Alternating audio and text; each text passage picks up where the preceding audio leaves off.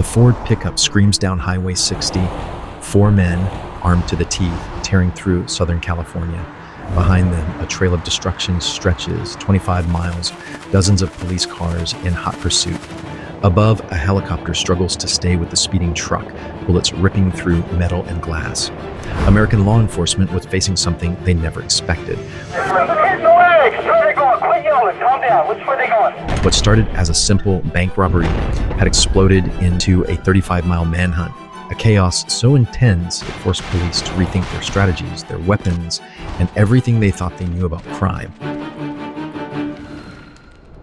You've heard of the North Hollywood shootout, right? Yeah, the one Hollywood turned into a movie, but here's the twist. That wasn't even the worst one. 17 years before that, there was a robbery so wild, it makes the North Hollywood shootout look like a warm-up act. The Norco bank robbery was strange right from the start. It wasn't planned by professional criminals or people desperate for money, but instead it was led by two park maintenance workers and small-time marijuana dealers from Southern California. George Wayne Smith, 28 years old, who served 2 years in the Army Artillery before being honorably discharged. He worked for the city of Cypress, California as a maintenance man. He is a known and admitted anarchist who often spoke of overthrowing the American government. And Christopher Harvin, 27, he served 1 month in the Army before being dishonorably discharged. But they didn't just want cash for a better life. They believed something much bigger was coming. It turned out Smith and Harvin were convinced America was on the brink of total collapse, and they wanted to be ready for it.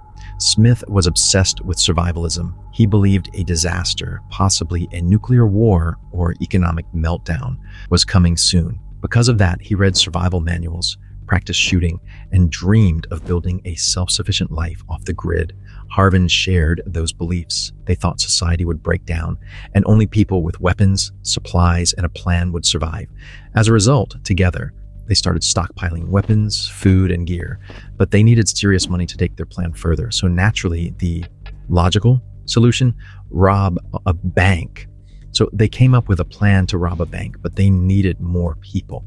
So they brought in 3 more people to help. One was Christopher's younger brother, Russell Harvin, just 21 years old. The other 2 were Billy Delgado, 24, and his brother Manuel Manny Delgado, 21. However, none of them had any experience with bank robberies, but they were heavily armed, full of survivalist beliefs, and ready to do whatever it took. What happened next would turn a quiet town into a war zone, one of the deadliest and most intense shootouts in U.S. history, and it would forever change how police prepare for violent crime. Smith chose to rob the Security Pacific Bank branch in Norco, the same bank where he was actually a customer. Meanwhile, the location itself made everything riskier. Interestingly, this branch was located several miles away from the nearest freeway, making a quick escape more difficult.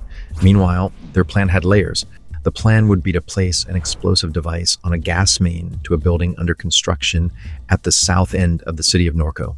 This was a fuse-like device that, if exploded, would have set off a tremendous explosion, creating an effective diversion, drawing police and emergency responders away from the bank in the opposite direction, leaving the bank exposed. They would be wearing disguises, so no photographs could be made of their faces. After the robbery, the gunmen would go to the north end of the city, where they would leave the van and get into 2 of their own vehicles. But let's be honest, do these stories ever go according to plan? Before the heist ever began, the robbers needed a vehicle that could handle their getaway. Manny Delgado, Belisario Delgado, and Russell Harvin drove to the Briar Shopping Mall in Orange County. Unfortunately for Gary Harrell of Beaumont, California, he drove his 1979 Dodge Tradesman van into the parking lot of Sears at the Briar Mall. They would steal the van and take Gary Harrell with them. They did not want to release Gary for fear that he would report the van stolen, and the whole plan would fail before it could get started. So Gary was placed in the back of the van, where he was bound, gagged, and blindfolded. And honestly, moments like this remind me how fast things can spiral when you miss even the smallest detail. You don't need to take that chance. That's exactly why I use the PLAUD note. It makes forgetting impossible. Think of it as your second brain for meetings and calls. Small enough to clip on your phone, but powerful enough to pick up voices clearly across the room, even when people talk over each other. And unlike your phone, it never cuts out for calls, notifications, or low battery. Plus, it can record up to 30 hours nonstop, so it's always ready when you are. When the meeting's over, PLAUD uploads everything to the app and turns long conversations into something you can actually use. Full transcripts that show who said what, summaries with clear action items, follow-up emails, and notes ready to send. The best part? Ask PLAUD. You can literally say, "What did John promise last week?" or "Draft me a recap for my editor," and it pulls it up instantly, like rewinding your memory with perfect record. And because evidence matters, everything is locked down with end-to-end encryption and compliance with SOC2, GDPR, HIPAA, and EN 18031. Don't let the important details slip away. With PLAUD, now every word turns into insight. Hit the top link in the description or scan the QR code. Back in 1980, guns like AR-15 and other semi-automatic rifles were easy to buy, even in California. It was a time when firepower wasn't limited to soldiers. The Norco robbers took full advantage. Their weapons were just as lethal as those carried into war. But they didn't stop at rifles. The group armed themselves with an arsenal that was both impressive and deadly. An HK-91 rifle, an HK-93, an AR-15, several shotguns, and various handguns. They even carried a sack full of homemade explosives. In the drawing, you see a shotgun-launched incendiary device. It's simply a glass bottle containing gasoline that has a wood base and dowel connected to it on one end with a cloth wick taped on at the other end. It would be launched just as the grenade. On May 9th, 1980, at about 3:40 p.m. Pacific time, 4 of the 5 criminals, George Smith, Christopher Harvin, Russell Harvin, and Manny Delgado, burst violently into the Security Pacific Bank in Norco. Outside, the 5th member, Belisario Delgado, waited in the getaway van, acting as a lookout and ready for a quick escape. While this was happening, robbers expected the bomb to explode just before the robbery. They believed police would be too busy with the diversion to respond quickly. However, a civilian driving by spotted the smoking fuse and bravely managed to extinguish the device before it could explode. But the robbers didn't know. And worse, they had already been spotted before the robbery even began.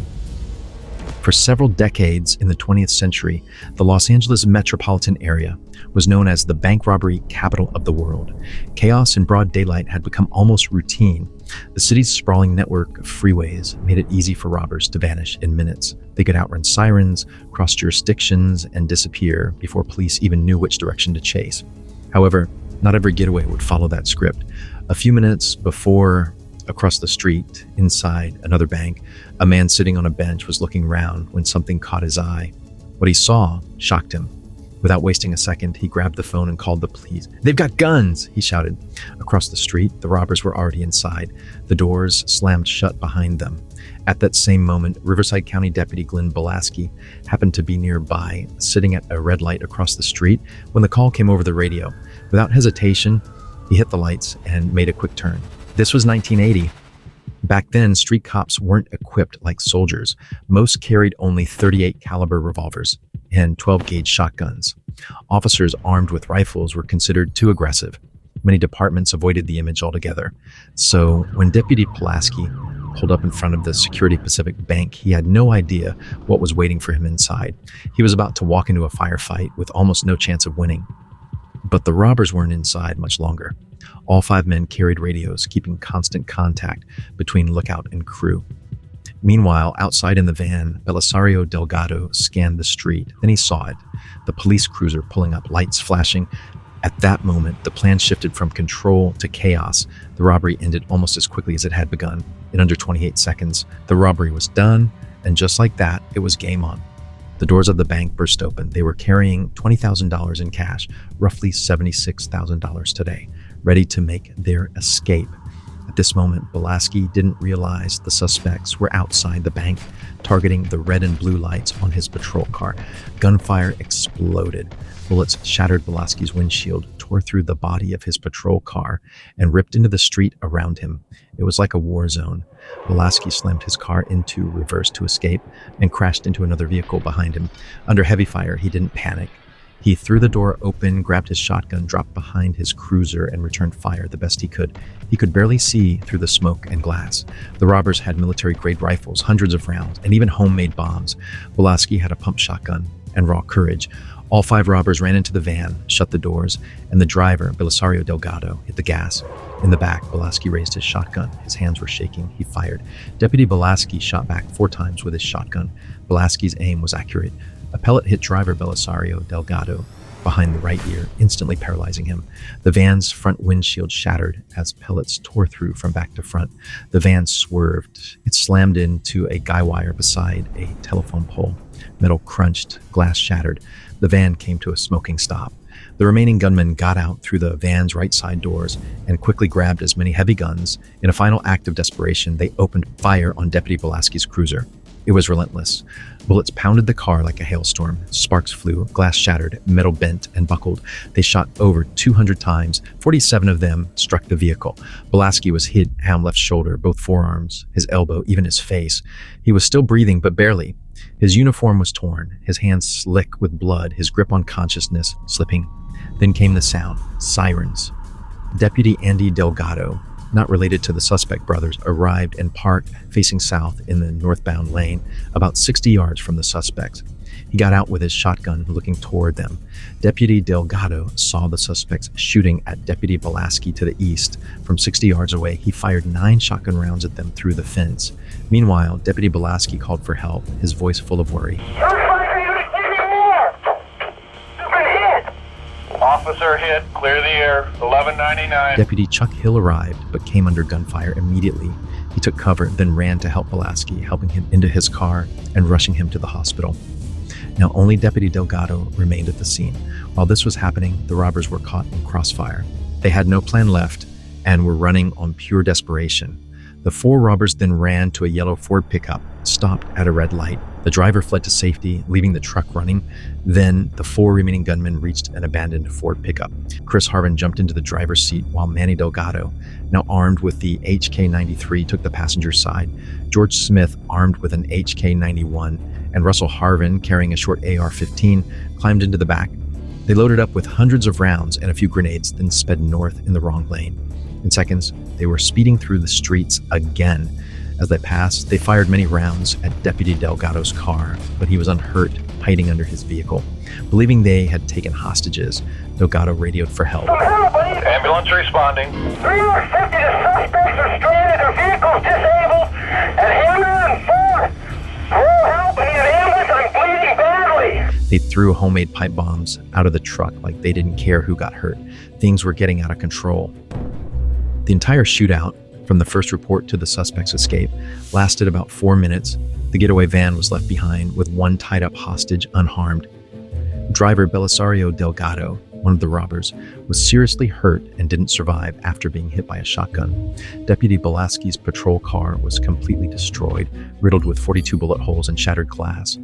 All across the city, every cop who could move was called in. Streets were shut down. Helicopters swarmed the scene, capturing aerial photos of the aftermath. Once it was safe, police radios were going crazy. Meanwhile, the robbers drove past a deputy. Deputy Doug Borden, driving the opposite way, encountered the pickup near a small dairy farm.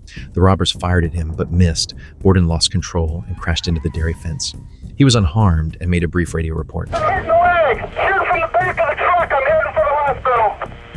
Where are they going? Quit yelling. Calm down. Which way are they going? Moments after passing Deputy Borden, the suspects encountered a deputy in Mira Loma. They fired at him, grazing the top of his head and shattering glass that hit his face and arms. Despite being hit and his car damaged, he waited for them to pass, then made a U-turn to follow from several blocks behind. Hearing bullets hitting the ground around him, he realized the suspects had high-powered rifles and made a radio broadcast. The vehicle is heading on Fleischman towards Atlanta. We're at 312. They're heading on Fleischman. They've been hit by fire. The suspect pickup turned north onto Etowanda and encountered 3 Riverside Sheriff units, with the deputy still pursuing and the police helicopter overhead. Another deputy, driving near a supermarket, was fired upon. His car was hit and he suffered bullet fragments in his left lower leg.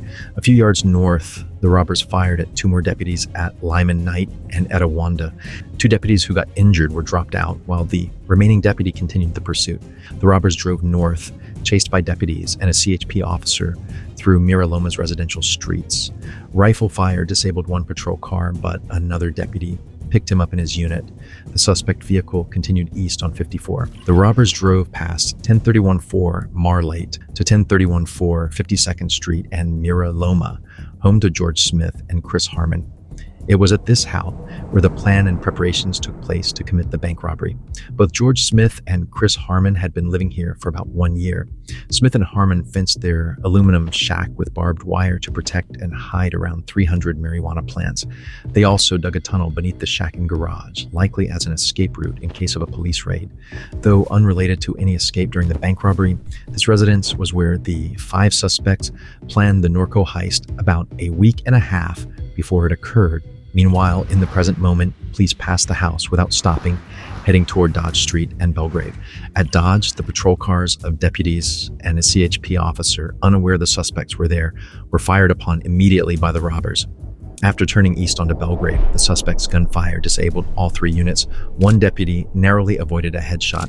Another officer was hit in the right arm and later treated by a fellow officer, while a 3rd deputy suffered a serious injury to the left elbow. As the robbers drove past, they fired at a civilian car, disabling it, but no one was hurt. The robbers' vehicle turned south onto Bain Street and past a group of cyclists, firing and wounding 1 person in the finger.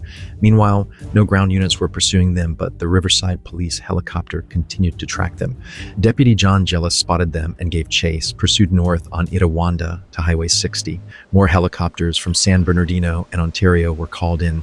Deputy Parks and Chisholm joined Jellis as lead vehicles. The robbers were shocked when they looked up and saw 2 police helicopters above them. One of the robbers pointed his rifle toward the sky and fired at a police helicopter circling above. Inside, the pilot managed to maintain control despite bullets ripping through metal and glass. Warning lights flashed and smoke filled the cockpit. The helicopter was in bad shape, but the helicopter was brought down safely in an emergency landing.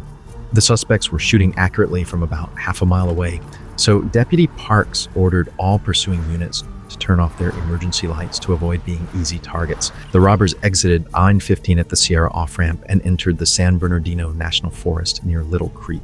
The pursuit had already covered 35 miles from the Norco Bank. About 42 minutes in, Deputy Parks and Chisholm's unit was disabled when bullets hit the radiator. The suspect drove the stolen pickup into Little Creek in the San Bernardino National Forest. The pursuit continued about 7 miles on narrow, winding dirt roads 10 to 12 feet wide.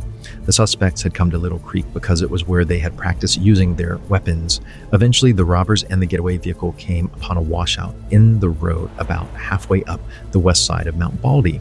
Forcing them to vehicle to stop, they set up an ambush and waited. All 4 of them got out of the pickup and took positions at the back. Deputy James Evans was the first officer to catch up to them, but as he arrived, he was met with a sudden and intense burst of gunfire. At that moment, Deputy Evans made his final radio transmission. Okay, Evans, you there? Vehicle is stopped. Deputy Evans, not yet hit, opened his driver's door and crawled to the back of his unit, firing 7 rounds from his .38 revolver at the suspects from about 58 yards. The suspects then shot him in the face and he fell behind his unit. 2 more deputies, McCarty and McLaren, armed with M16s, came around the corner. McLaren ran to the back of his unit, while McCarty, wounded in the right arm, crawled out and dug a hole under his vehicle for cover. McCarty grabbed his M16 and returned fire. Together, he and McLaren approached Evans and continued firing at the suspects who were fleeing on foot across the wash. The M16 made a difference. The tide began to turn. Realizing they were losing control of the fight, the suspects took off, running into the nearby woods. Deputy Parks, on the lower road, fired his .22 rifle at the suspects but lost sight of them as they disappeared into the forest. The deputies dragged Deputy Evans back to their unit and covered him with a blanket. The remaining deputies held their position at Little Creek, waiting for a SWAT team with heavy weapons. The robbers split up after crossing the wash, leaving behind ammunition, weapons, and other equipment as they fled. What began as a robbery had exploded into a full-blown manhunt. And like I said, there went that perfectly planned heist. Law enforcement wasn't exactly in a forgiving mood. After all, Deputy James Evans was shot during the chase, and many others had come under heavy fire. The shootout left a lasting impact on law enforcement. In total, 8 officers were wounded. Deputy Glenn Belaski, shot 5 times in the face, shoulder, both forearms, and left elbow. Deputy Darrell Reed, wounded once in the back of his left knee. Deputy Rolf Parks, shot 3 times in the head, face, and arm. Deputy Herman Brown, injured by bullet fragments to the lower left leg. Deputy Ken McDaniels, hit once in the right shoulder. Deputy Tony Renard, wounded in the left elbow. CHP Officer Bill Crow, shot in the right arm. San Bernardino, Deputy DJ McCarty, hit in the right elbow. One civilian, a 12-year-old boy named Robert Oglesby, who was hit in the finger while riding his bike nearby. Thankfully, his injury was minor. 2 of the suspects were also injured during the chaos. Chris Harvin was shot once in the back by Deputy James Evans. George Smith was hit twice, once in the leg and once in the groin, by Deputy Glenn Belaski. The damage left behind was massive. At least 30 police cars were damaged or destroyed. A police helicopter was forced to make an emergency landing due to damage. Buildings and civilian vehicles caught in the path of the pursuit were also hit by stray bullets and explosions. At last, the hunt reached its critical phase. The Norco bank robbery and pursuit quickly became a major media story, covered by national and local outlets. A massive search was underway. SWAT teams from the San Bernardino sheriffs and police departments had spent the night in freezing conditions at Little Creek. On the next morning of May 10, 1980, the Los Angeles County Sheriff's Department arrived with a 65-man Special Enforcement Bureau, deploying teams and helicopters to track the suspects. By chance, law enforcement spotted 2 suspects in a 4x4 and arrested them without incident. Chris and Russell Harmon, shivering from the cold, offered no resistance. Chris had a minor gunshot wound in the back, likely from Deputy Evans, while Russell carried 3 handguns. George Smith surrendered voluntarily nearby, suffering 2 gunshot wounds to his left leg and groin, having lost a significant amount of blood. But Manuel Delgado had other plans. Rather than give up, Manuel Delgado hid alone in the mountains with a gun and a clear message. He wasn't going to be taken alive. Maybe it was desperation, maybe it was loyalty to his brother who had died, or maybe it was just pride, but he refused to come quietly. Manny Delgado tried to hide in thick brush from the San Bernardino Sheriff's helicopter, but the crew spotted him and called for a ground team. 2 members of the LA County Sheriff's Special Enforcement Bureau approached and ordered him to surrender. They understood the situation. Delgado wasn't planning on going to jail, and he was ready to make that clear. Delgado, holding a .38 revolver, turned toward the deputies. They fired at him with shotguns and a .308 rifle. He fell to the ground, clutching his gun, and accidentally shot himself in the heart. Ultimately, Delgado took his own life, robbing the justice system of a trial. It was his last desperate way to ensure he would never be taken alive. Jury selection for George Smith, Christopher Harvin, and Russell Harmon began in June 1981, nearly 13 months after the robbery. The trial ran from January to July 1982. All 3 were found guilty. One source said they were charged with 46 felonies. In the end, all 3 were sentenced to life in prison with no chance of parole. While this wasn't the only event that forced departments to rethink everything, the Norco robbery exposed major gaps in police equipment and tactics. Agencies began issuing AR-15 and similar rifles to patrol units. Departments acquired armored vehicles and stronger protective gear. Police upgraded to trauma plates, ballistic helmets, and military-grade armor. The number of wounded officers showed the need for mandatory trauma kits and medical training. The chaotic response pushed departments to improve coordinated training, upgraded communication systems, and shared radio channels. And overall, police across the country began upgrading their own gear. This pushed departments to adopt stronger weapons, better tactics, and modern equipment as standard.